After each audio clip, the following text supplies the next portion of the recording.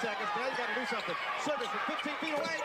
Welcome to Time Out with Chad Bell. Each show will find and interview the best of the best. Often in sports, people only hear about the stories of perfection and believe that there is a formula to becoming successful. The stories you'll hear here are just as great, realistic, and more importantly, attainable. We want to focus on empowering youth, coaches, athletes, and everyday persons to show that they too can overcome obstacles against all odds. This is Time Out with Chad Bell. Welcome. We're back at it. Time Out. Of course, I'm your host, Chad Bell. So excited today. We got a wonderful guest in the building today. I'm so excited about this show. It's going to be really, really special. I like to start off with this show just talking about why are we doing this show? Why does this show exist? We're doing this show for the youth.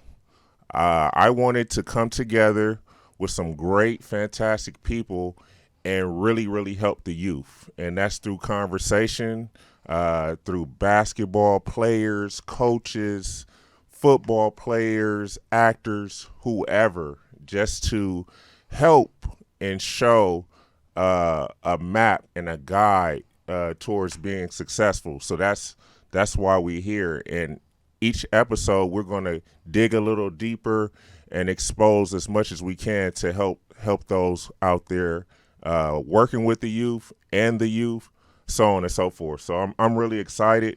I got my co-host here, Carlos Clemente. Hey.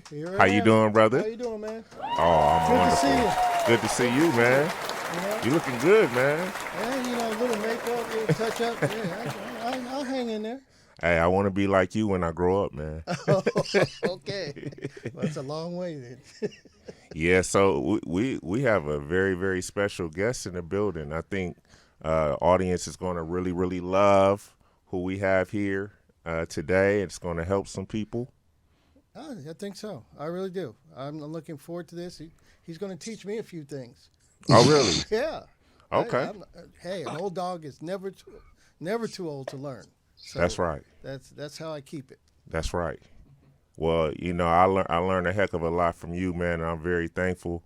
I'm going to learn a lot from this guest that we have. So without further ado, we have a special guest here. This brother has done tremendous things. He's very established in the sports world. He's an NBA champion multiple times over. He's well known all over for his work in health and wellness and in business and entertainment. Without further ado, ladies and gentlemen, John Salley. Yo. Thank you. That was wonderful. I like that. I need to have you work for me. Hey, I'm available. Let me know what's up, John. We could do some work together, brother. I'm glad to have you on the show today. Oh man, it's my pleasure, man. I look forward to it. I'm in my studio, but for some reason, my stuff didn't quite get where it needed to be, so I had to, improvise with this cell phone. Sorry. It's all good, brother. It's all good. Well, we have you here. That's the most important part. So I just wanted to get into it. We know about your basketball career. We know you won championships. You played with amazing players. You yourself was an amazing player. You did some great things playing in the NBA. And a lot of these kids that watch the show they have those aspirations. But what I want to talk to you about, the stuff you've done outside of basketball. A lot of times we don't think about life after playing a sport. And it seems to me that you mastered a hell of a transition. So I just want to start off talking about what was that process like where you start to think about life outside of basketball, getting into entertainment, getting into being a entrepreneur, health and wellness. Let's talk a little bit about that. Okay, so I had a coach one time. I was in this thing called AFB, which turned into the Nike camp, and it was a great experience. And AFB stood for athletes, athletes after basketball. I think it was athletes for better education. That's what it was.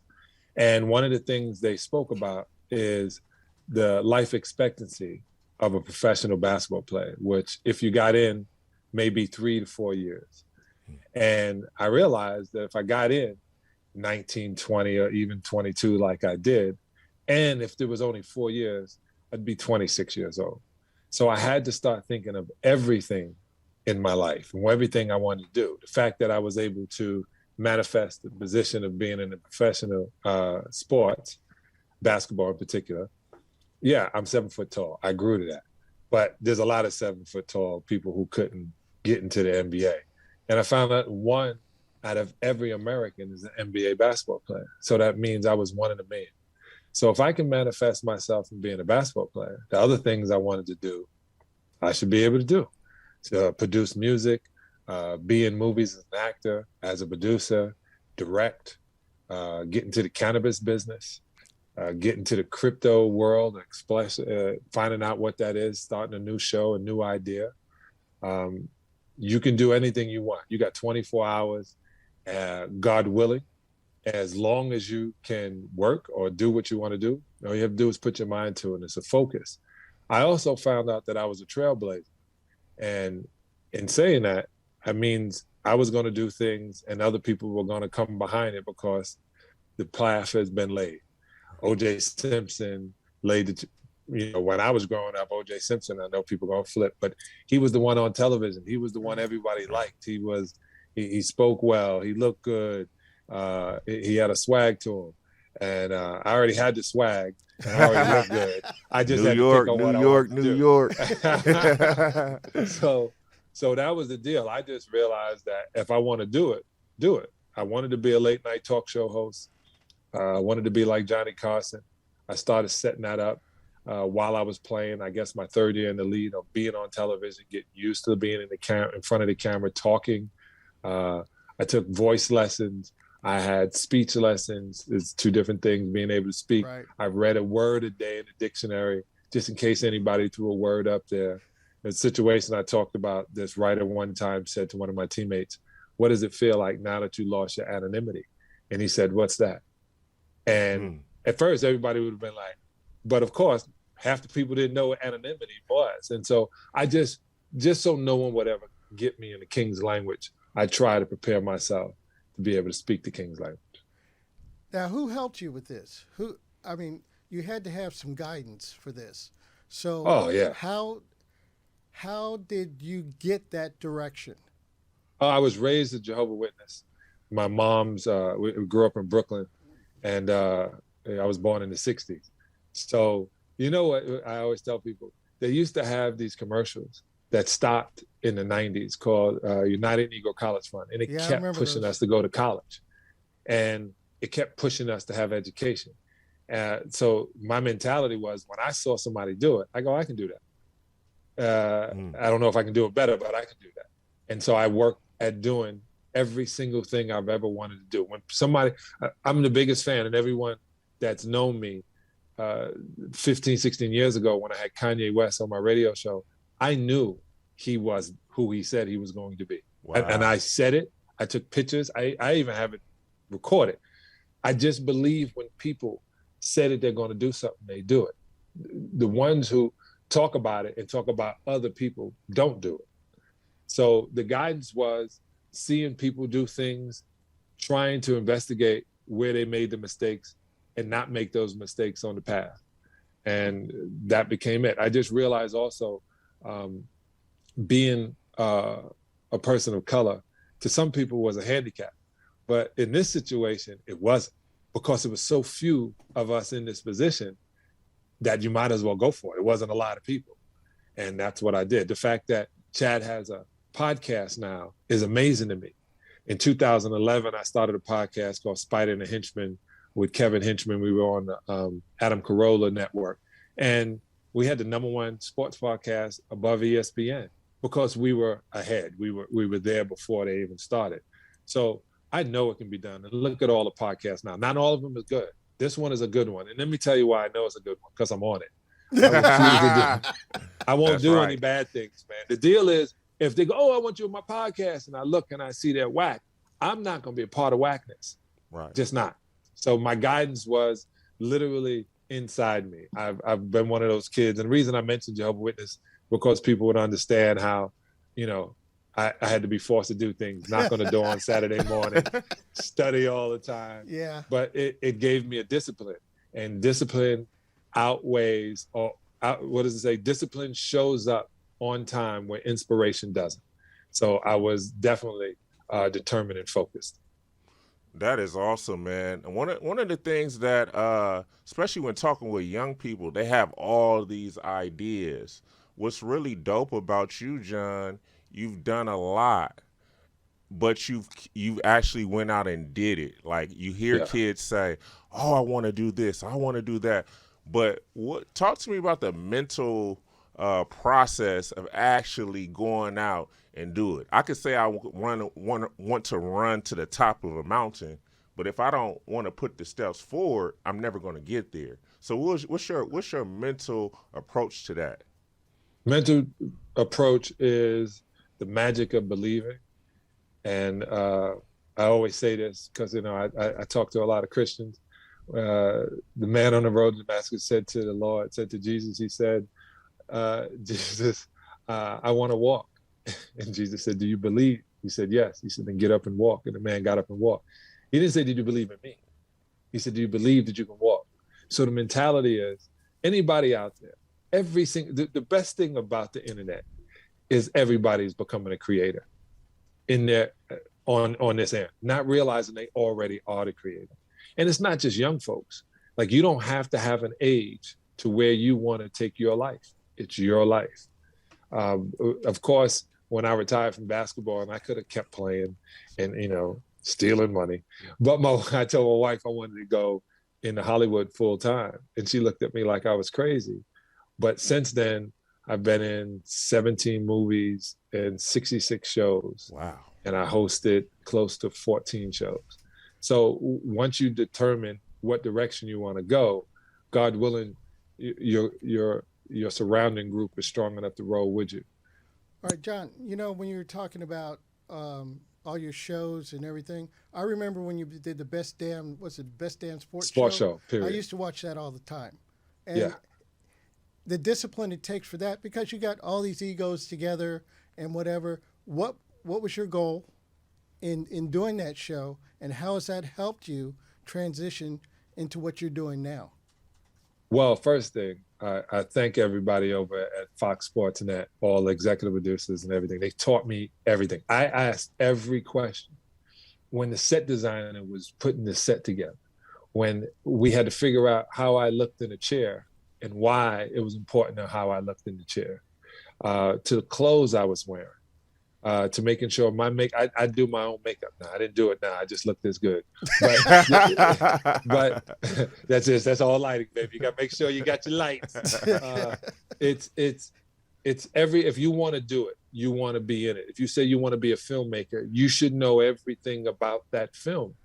You should understand what it takes for each of those people. When you watch a movie, the credits for amount of people that worked on a movie, you might say, I didn't see all those people. Right, you didn't need to, but all those people made sure it was a finished product. So on the Best Damn Sports Show, I'm not really a sports fan. Like, what I mean by that is, I played basketball, and I love football, but I'm not really good at watching other people do it. Football I can watch, but basketball, it's kind of hard for me to watch other people do it. And it's not a selfish thing. It's just that I'm a performer. I'd rather be on the court, on the stage. And when I see it, you know, I already know what's going to happen. I literally mess games up for people. If we're watching a full court game, I can tell you who's about to get the foul. I can tell you, I can. I said, oh, he got hit with an elbow. Ref didn't see it. He's mad. He's all of a sudden he ain't thinking basketball anymore. I already know, So I realize that most people are spending a lot of time. You set your day up to watch the game. I don't take 2 hours out of my life to watch somebody else perform. But those 2 hours I can be doing crunches, pull-ups, working on my camera equipment. Obviously, I didn't get enough time. But it's you need to keep focused on the things you want to do. That's not being a workaholic. That's literally being disciplined.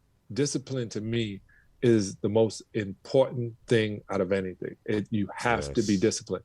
If you're not disciplined, what you say you want doesn't come. Absolutely. You can say you want something, but if you don't put the work to it, it's not going to get there. Absolutely. That's so key, especially for young people, understanding the discipline, like John is talking about, like you're talking about. That discipline could take you a long way, because it's a process of a everyday discipline of doing the same thing, willing to put that work in. So John, let's talk a little bit about, you spend your days around your teammates, your coaches, so on and so forth. You do that for so long. Then you break into the late night talk show industry. That's a whole different thing. Yeah. So let me tell you. When I was 11, I went to Winston-Salem, North Carolina, and my second cousin, my mother's cousin, they're twins, Ike and Jake, and they used to let me sit up and watch Johnny Carson, and it'd be like, "Here's Johnny." He used to say, "Excuse me." So I always wanted to do that. I thought it was cool to sit down and ask people what they're doing, have fun with comedians and all kind of. So I thought that was a great idea. So when I was playing for the Raptors, I got Isaiah to let me go. I had to give up $750,000, but that was you rich, I was a free rich. slave. You rich. I was a free slave in the NBA. You rich. I own my rights. Now, ain't a lot of people can say that, but that's a true statement. I may laugh and smile about it, but you have to pull your rights back. And I literally, with my manager at the time, in a restaurant, they put crayons on the table with the paper, Italian restaurant. So kids, I'm a kid, and I drew out the late night show, and it was the John Salley show on Buena Vista. I pitched it to Sony, and then I got a text from the Bulls, and I told my agent at the Chicago Bulls, he said, "You got to go win a championship." So I left. When I came back, I went into Buena Vista. They bought it in the room. So I had an idea and a great platform. I was 32 years old. They then messed up and put Keenan Ivan Wayans in my spot, and then they started the Magic Johnson show. Wow. And that, depression kicked in, but I realized maybe the universe said you wasn't ready. And then 3 years later, I'm on BET Live for 65 shows. I interviewed Denzel, Snoop, first time being interviewed on TV, Sade, Girlfriends, Funkadelic. Wow. And I put 65 shows together, and I realized this is a little bit harder than I thought, but I got it done. And I liked it. And then I did, Best Damn Sports Show. And in the same process, went back to BET and did Ballers with Guy Torrey and Hugh. And then I did my own show on the Reels channel called Game On with John Salley. I don't know if y'all saw that, but I literally kept pushing, whether it was cable, whether no matter what it was, there was a check involved, and I was doing the work to get it done.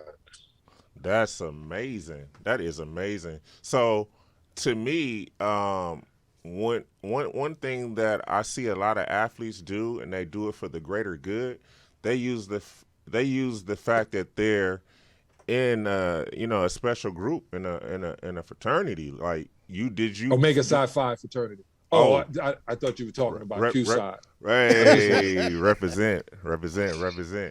So you got to use resources. Like I feel like you use your basketball career as a stepping stone, and you're able to be going in different circles, and you were able to utilize your resources. How important was that, being able to do that, to help you do all these wonderful things in business and entertainment? Well, who put us together is Laurie. And Laurie will tell you, I just did a show with VH1 with the wonderful AJ Johnson as the host, and I'm a co-host on a couples retreat on VH1. And, you know, they wanted me to be more egotistical. Yolanda Starks, I'm going to drop your name. They want, man, you know what you've done. It doesn't make a difference. You have to audition every time. You have to be humble. Not everybody has seen it. And then when you go in those rooms, I was able to get places because I was able to have an agent, because I was an athlete. And I was able to convince that agent that this is what I wanted to do and put me in the spots. I tell people this all the time. I got 1,000 no's to the one yes you saw me on television. It used to bother him so much. And I said, man, I was a Jehovah's Witness. People used to slam doors in my face. Like, you think I care? We know what it does? It tells you to get up, go to the next door. So if one door is not open, the next door, you keep knocking.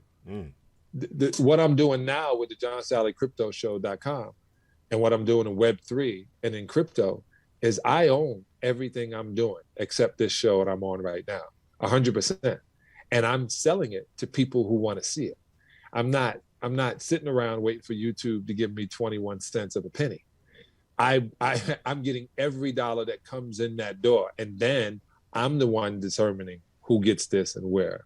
And it took me, I would say, this 25 years of this learning on how to do television, on how to do TV for myself. And I'm gonna tell you, Chad, we were supposed to get on a couple of weeks ago, and I just kept saying to her, I want to get on because in the next 6 months, I'm going to be through the roof, and it's going to be everywhere. And it's by that time, I would say in the next 3 years, the way we're on the internet now is the way we're going to be on Web3. And on Web3, you're direct to consumer. There's no more having to hopeful that this happens and that happens. The sponsors are sitting there begging. Look at what the sponsors did to Crypto.com and FTX Arena. Like, they are putting the money up to be seen. So I jumped in on this half, and hopefully in the next 5 years, I can be an OG still making the dollars. All right. As an OG, I got some questions. Okay? Yeah. All right. I don't understand everything about crypto. All right. No one does. All right.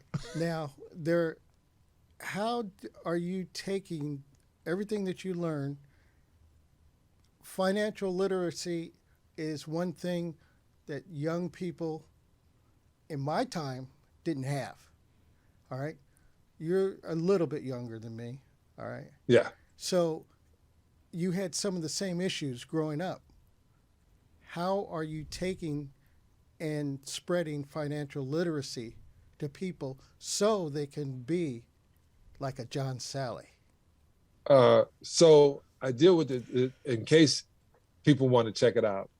I did something a little while ago with the Wizards of Wall Street, I think it is, a young brother named Mr. Thompson out of Detroit, who literally teaches it up in San Francisco. With TikTok and Instagram, there is no more excuse to financial illiteracy. There is none. If a young person tells you, I don't know how to do it, they're lying, because everything they do is, I started my own business, buy my eyelashes. I started my own business, buy my makeup. I started my own business, these are my clothes. I started my own business, this is my NFT. They know. The deal is to convince them not to buy a Bentley. Not a brand new one. To convince them, I got a guy right now selling a Bentley for $50,000. I said, I'll see you in about a month. Hell yeah, I'm gonna get that Bentley for $50,000. No, I'm not. But you're at this point, and it's funny you say that. When we were younger, there was no financial literacy, because we as a people, Black people, have been designed not to work together, and so the ideas you would get would be from your grandmother and from this, and they were broke. Now there's enough people with money to pay attention to. The reason I like crypto and Web3 is there are no color lines. You got the money, you buy the tokens, you win. There's no velvet rope. There's no white people Black people watercolor drinking fountains. That has been a thing of the past. Right now, you can do what you want. And the reason I pick it is you don't have to rely on demand. And we know what I mean by that. Yeah. So is crypto something that you encourage people to get education on? Is this something for everybody, or is this something that some people need to stay away from? It's something for everybody. You know, I'm in the cannabis business too with my daughter Tyler, and we own a brand called Deuces 22. And we have in the crypto space a thing we're working in now called CannaDAO, DOA. And people can invest, put money in, and be a part of a wave of things that are great. People can realize that what Gary Vee, one of the dopest guys in the world, said, hey, instead of buying the lattes and going to the nightclub and buying new clothes and getting the new PlayStation and the way you save up, invest your money. Put your money, buy the Bitcoin. Bitcoin fixes everything. I'm on the Bitcoin, and I'm not talking about any other coins. Bitcoin. Put your money where the big guys put their money, where Tesla has its money, where I think 19 of the top 500 have their money. They're buying cryptocurrency, Bitcoin in particular. Put your money there and watch it grow. Watch it grow. Do your own nails. Comb your own hair. Use natural products. Like, you will see the difference. Stay healthy, and you won't have to pay for doctors. You won't have to pay for extra clothes because you gain weight. You won't have to you don't have to worry about days off because you won't have to take any because you'll be healthy, and healthy is wealthy. So there's a bunch of ways of getting them to understand. And, you know, back in the day, of course, they're going to say we only saw the dope dealers with the money. You know, we all saw the preachers and whatever. Well, then think about that. Learn to talk. Get that dough. If you can sell something, you would never be broke. Absolutely, absolutely. Speaking of eating healthy, there's a myth going around Los Angeles. If you go to a really good vegan restaurant, you might run into John Salley. Yeah, that's not a myth. That's not a myth. I support my community. I also am part owner of 2 restaurants. Okay. One in Compton called Planet Health Compton, 546 West Compton Boulevard.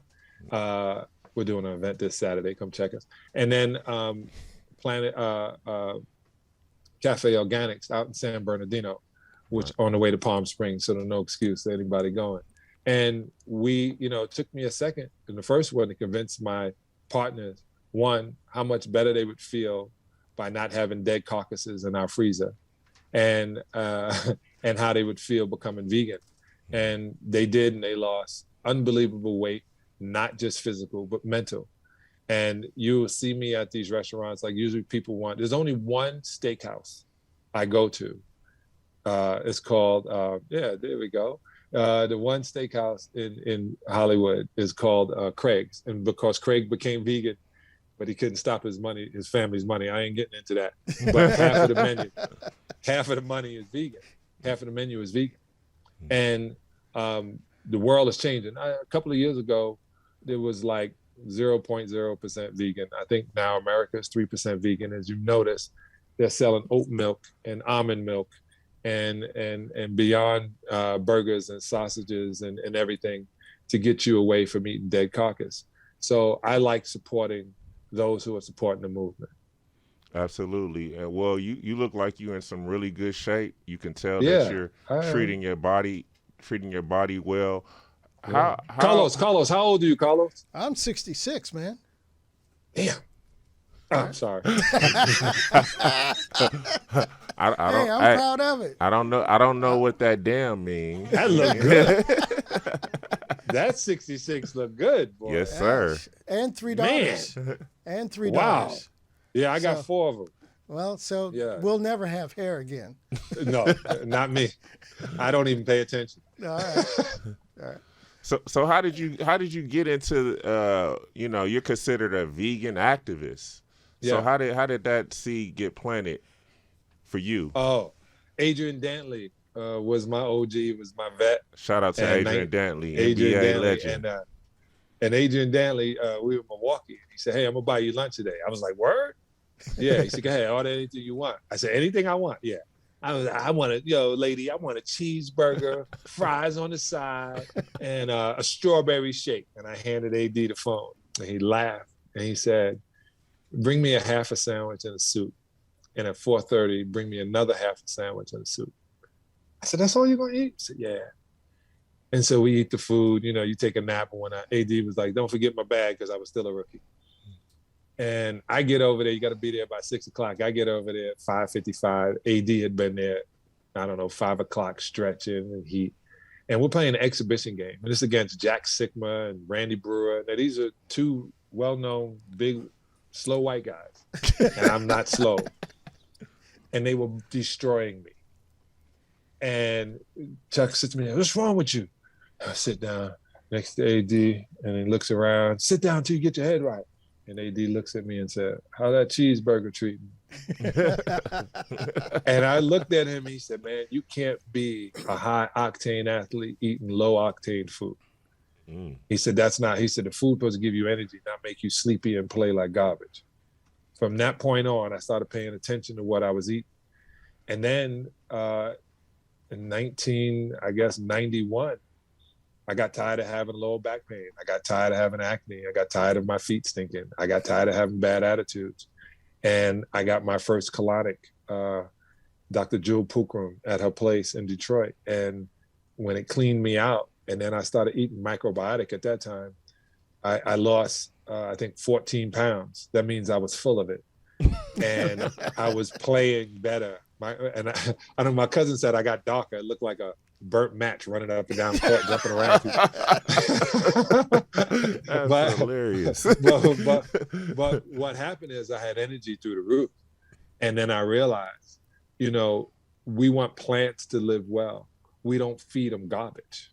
We feed them, we give them nutrients, we show them love, we give them light, and the plant blooms. Look how beautiful my plant is. That's your body. We're made from the same carbon as those plants. So that's what we supposed to eat. We're herbivores. Everybody wants to be as strong as the ox, and they forget the ox eats grass. Absolutely. So, a lot of times kids get caught up into the hamburgers, fries, pizza. That's their parents' fault. Yeah. So that's 100%. That's 100% home grooming. When you try to rush and give your kid food, it's called fast food. You want to give it to them to shut them up, but really you're destroying them, right? You're giving them, what do you call it? You're giving them sugar. You're giving them GMO foods. You're forcing something that could literally, you can buy one of those fast foods. I'm not going to mention the name, and it could literally not decompose. So what's it going to do inside your body? And then that right there builds them with low self-esteem. That builds them on not understanding how to nourish their body, not working on developing their brain. And your brain can expand just from fasting. That's a whole nother conversation. We don't have the time. But when you teach them how to feed their soul and their avatar, that's what I call this. I say we're just a skin bag of bones. Once you learn how to take care of that skin bag of bones, you look like, the OG right there. Curtis, look, man, I thought he was in his 50s. Oh, I'm not joking. Thank you, only because you said OG. I thought 52, 53. You look great, man. So Carlos, I take my hat off to you. All right. Well, I got you. All right. What advice would you give yourself, your younger self, that you could pass on to now? Oh, man. I do this all the time. I cannot go back in time. I've been trying to time travel to go back and leave messages for myself. But there was a lot of women, so I wouldn't have. I kept saying, man, if I could have not talked to her.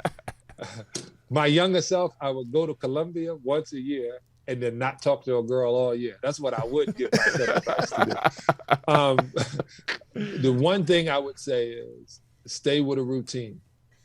Get up in the morning, fall down to those 50 push-ups, drink a liter of water before you do it, before you eat anything else, stretch, do yoga, Pilates, breathe, and I would get out of the mix as much as possible. I'm a city kid. I love it. But right now, if I go to New York City, I hear the sirens every 15 minutes. But when I go up in the mountains, I literally hear myself. So I would definitely stick to a routine on what I do with my body, because that's going to help me, my ego. You look at yourself and you look good, your ego kicks in. I would also tell myself to control and monitor my ego. A healthy ego is good. A hyper ego is not. Absolutely. Absolutely. So obviously, currently you got a lot of great stuff going on. Let's talk about some of that stuff. I see your shirt, John Salley Crypto Show. Talk a little bit about that and how people can catch it. Where is it going? What channel, what platform it will be on? Let's talk about that a little bit. All right. So this will be the only show on the Bitcoin platform. It go through NFT Glee. I have a token that you can buy to get in to see all the things we're doing. That's johnsalleycryptoshow.com. I am the platform. That's the difference. I'm not worried on YouTube or Spotify, or I am the platform. I wondered, just to let you know, I said, man, they gave Joe Rogan $90 million. That must mean they're making $900 million. Absolutely. Right? You ain't going to pay the artist 50%. You're going to give them 10%, 20% if you're lucky, if you're Oprah. Mm-hmm. So that's that. So you can go to the johnsalleycryptoshow.com and navigate your way through. I have a movie coming out. I can't say the date, but this spring on Disney Plus called Sneakerella. I play King, Darius King. Wow. And like I said, in June, I have a show coming out on VH1 with the great host, AJ Johnson, called Couples Retreat. And it's a trip we helping celebrity Black couples, which people don't think, they go through things too. Obviously they go through things because that's who we read about in the tabloids, but they have a lot of things because they're still human. Even though they're celebrities, they're still human. So we try to help do that as well. The crypto show with my daughter, Tyler, we haven't named it yet, but I plan on either syndicating that or putting it on the platform itself. And I got an artist named Veda Veli. That's my first artist coming out, and we're doing the visuals and her music, and we're selling it as NFTs. And I'm trying to convince people that NFT is the way of the future. So NFT, for those who are out there that don't know what that is, can you break it down just a little bit, just generally speaking, the NFTs? Yeah, I can. johnsalleycryptoshow.com. All right. There you have it. I'm not giving away nothing free. An NFT is a non-fungible token, which a dollar is a non-fungible token. It is what it is. A dollar is a dollar. NFT is an NFT. The difference is with this, I doubt you can be bamboozled unless you want to be, because you purchasing NFT off the blockchain, there's a smart contract proving that you did it. So you have an authentic piece. Usually there's not an unlimited amount. There's literally a cap to what it is. So just like in art, if you have a piece of art that says 1 of 100, 1 of 10, it's of a different value. So an NFT is just another way of saying your product official, your product authenticated through the blockchain, which is done with a smart contract. So, and the difference with a smart contract, it's a ledger, right? That's what the blockchain is a ledger. And the smart contract explains, you can see every transaction. It's open to everybody. There's no behind the scenes. There's no hidden anything. Question. All right, it may be a little bit off, but with all the crypto, the Bitcoin, with what's going on in the world, how can this all be tied together? How can someone be optimistic about being involved in crypto or Bitcoin? Scared money doesn't make money. And all that's going on in the world, if you see the Russian rubles or dollars are down to whatever, that's because they were in dollars. So if you were an oligarch and you had all your money in Russian money, you'd be in a situation right now. So a lot of them have it in other countries' money, in foreign exchange, and they're being touched. that just prove somebody can literally go and seize your accounts. That's ridiculous. When you have, in the crypto world, you have a wallet, you can put it in a decentralized place, which is your place, which is your wallet, which is your safe. They can't shut your safe down because they can't get into your wallet like they can with currencies now. So for those people who didn't understand it, put it this way. You can put your money in a mattress and hope your house don't burn down or get robbed. Or you can put it in the bank and they're going to rob you because they're only going to give you 1.5% interest for you holding your money in the bank, and they're going to use it and make 10%. You could get into your own life insurance policy and be your own bank, and then figure out this is this. When that is stuck in that amount, it's in it. I said before, if you're going to invest in the index of both things. Invest in the index in the blockchain and in the stock market. They usually pay 24% no matter what's going on. And I've learned, being an American, they ain't gonna let the money get in the way. They're not gonna give up their money. So wherever the big guys are putting their money, that's where the money's gonna be, because they won't go broke. Absolutely. Absolutely. So yes, brother, you got so many wonderful things going. So what, you got your movie coming up, you got a lot of good things coming up. What's next after that? I know you mentioned your restaurants, one being in Compton, the other out there in we gotta get a discount Empire too. Oh yeah, I need that. Now you know what? I don't want a discount. I want to pay full price. And I want you to. No, I want my senior citizen. No, I want my senior citizen discount. That's what I want. And I have senior citizen AARP discounts. Okay, thank you. All right, I'll be there. You know, I say that because I hate when people have businesses and the first thing they want is a hookup. So I'm not gonna be that. I'm not gonna be that guy. Today's price is not yesterday's price. That's right. Shout out to Fat Joe. Shout out to Fat. So to give you an example, what's next? Doing a lot of shows with my daughter. I think we're going to Berlin in June for cannabis. So there's the ICBC, which is the International Cannabis Business Council. And we literally are going there to talk, because she's in the top 50 women in cannabis, according to High Times. She's 25 years old. She's an amazing human being, smartest person in the house. And she sees how heavy that can be, because I gave it to her. And you know, travel the world with my daughters and let them see other parts of the world and see how being an entrepreneur can show you these things. Not talking against people who work 9 to 5s. That's a great thing to get you up and going.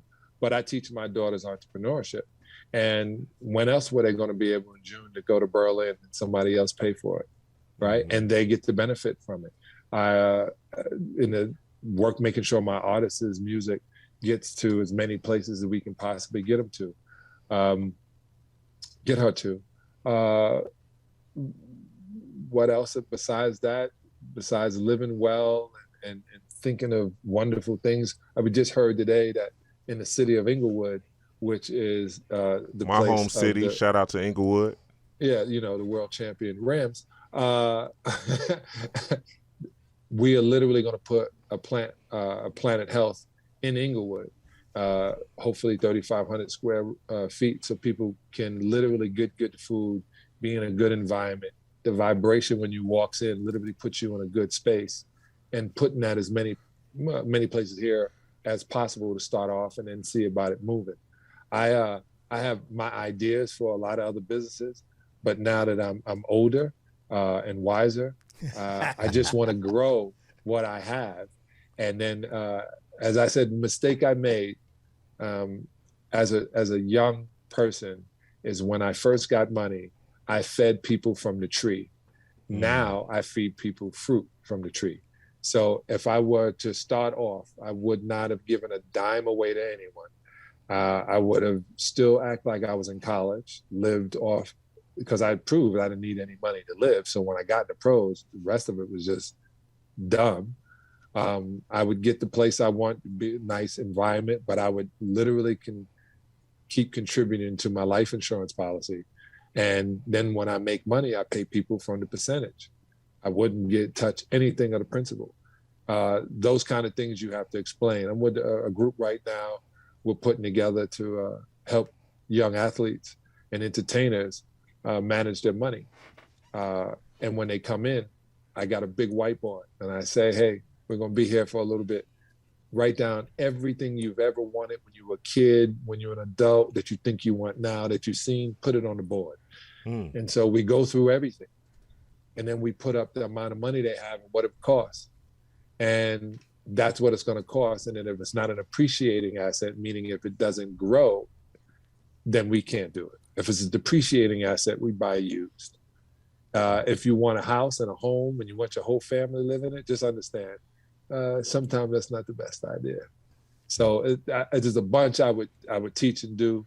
I think my show, John Salley Crypto Show, is going to be able to morph in so many things. That's just a platform.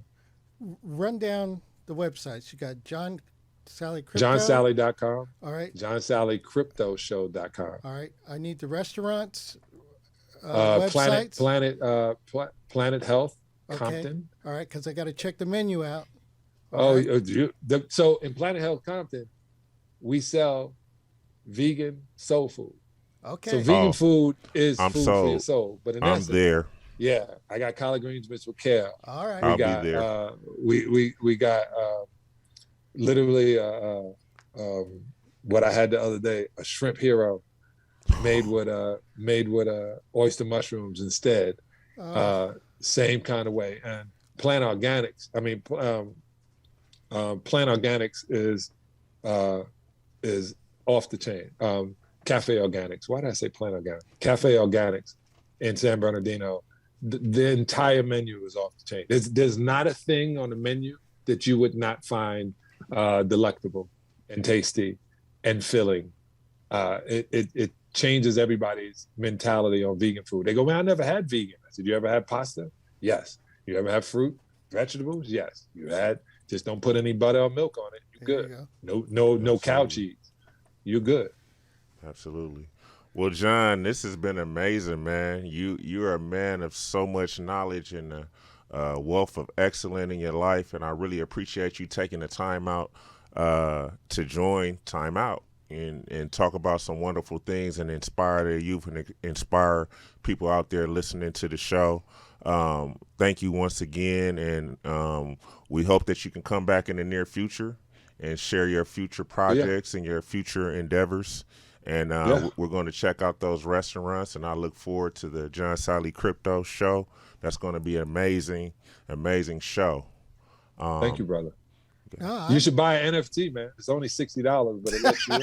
No, Always seriously. a salesman. No, Always seriously. a salesman. I'm gonna buy You 5 gotta- of those. you gotta There's come 60 in. right now. I'll buy 5 of those right now. You should, because if you buy 5 of them now, you gonna trip out. It's called a secondary market. You can resell it for double what you pay for it. I'm in. If I was you, I'd buy 5, sell 4, make your money back, be happy about it, and then just sit around and live off the one. No, I'm I'm just in. telling you how it gets going. No, I'm in. I play no games. I'm in. Yeah, that's Please believe me. Thanks once again, John. Thanks for listening out there. For those who listen today to Time Out, we will see you next time. Peace and blessings. Thank you for listening to Time Out. Go vegan.